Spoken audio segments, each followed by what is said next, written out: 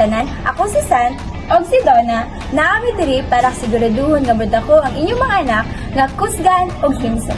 Andam na ba mo? Sugdan nato ang atong health goals. Sen, ganahan ba ka mahimong kusgan?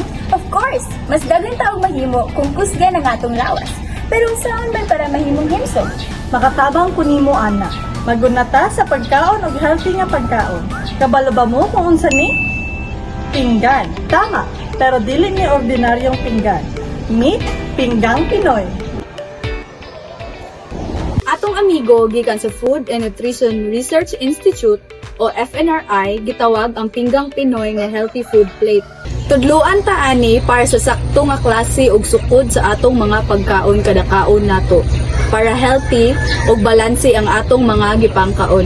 Ang Pinggang Pinoy giginangkuban sa tulo ka grupo sa pagkaon. Ang Go, Grow ug Glow Foods apilasad ang tubig nga masustansyang ilimnon. Kami ay inyong giya karon nga adlaw ug among ipila-ila ang matag grupo sa pagkaon. Unsa kini? Unsay sample nga sudan ug pila ka buok angay sa edad sa bata?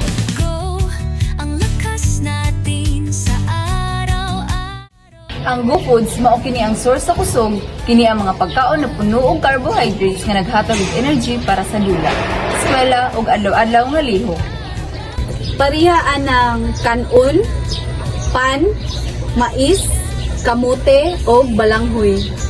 Mas maayo kung piliun nato ang mas natural ug healthy, panangitan, nilungag nga mais kaysa sa donut o cake.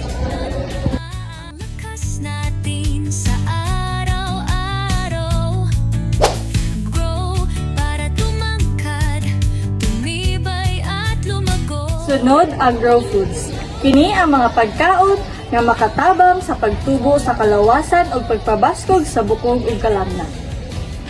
Pwede ni gikan sa hayop sama sa karne, isda, itlog.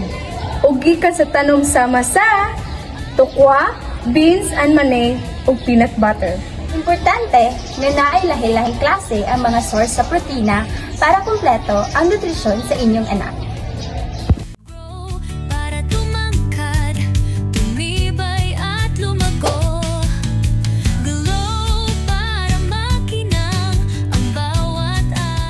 Ang Glow Foods kay mga prutas ug gulay. Kini ang naghatag og vitamins ug minerals aron lig-on ang resistensya sa inyong mga anak. Mas makulay, mas nindot. Naatay red, pakwan, kamatis para sa kasing-kasing. Orange, kalabasa, mangga para sa mata. Green, alugbati, malunggay para sa alerto ug immune. Naatay blue and purple, ubas, talong para sa general resistance. Sigurua nga naa sa ilang plato ang prutas ug gulay adlaw-adlaw.